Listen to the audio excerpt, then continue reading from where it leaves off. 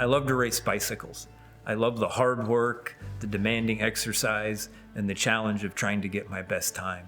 But on May 31st, 2022, I was riding my bike on a county road, training for my next race, when I was hit from behind by a Chevy Silverado going 60 miles per hour. I'm Kathy Houseman. I'm Tony Houseman, and this is our story.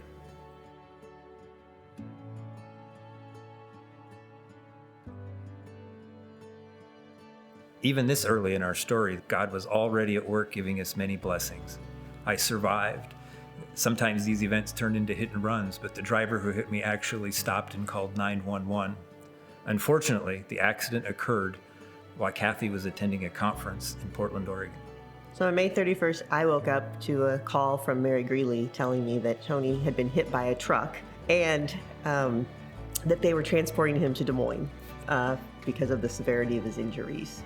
I get to the airport and I get on the plane, they shut the door, and it was in that moment that I just thought, I don't know, I didn't even know how to pray, but I knew God was with us, right? And I knew He would take care of us, and I knew He knew what the situation was. As I would learn the next day, I had suffered a mild concussion, 11 broken bones, including my left scapula, 5 ribs, sternum, L2 and L4 vertebrae, tailbone, and my pelvis was in 3 pieces.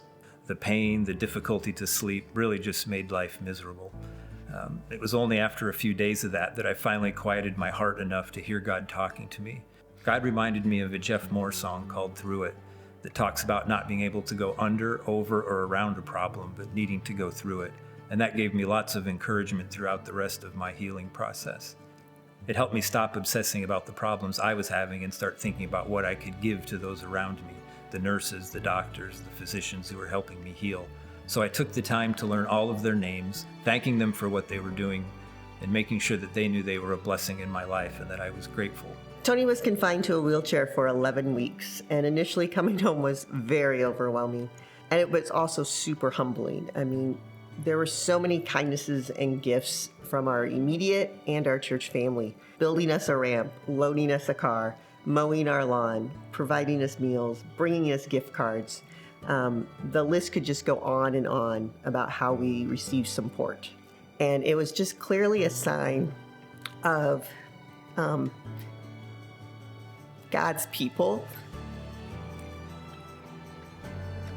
being the hands and feet of God to us. In total, I did nearly 300 hours of physical therapy before they said, "You don't need to come back anymore. You're as good as new."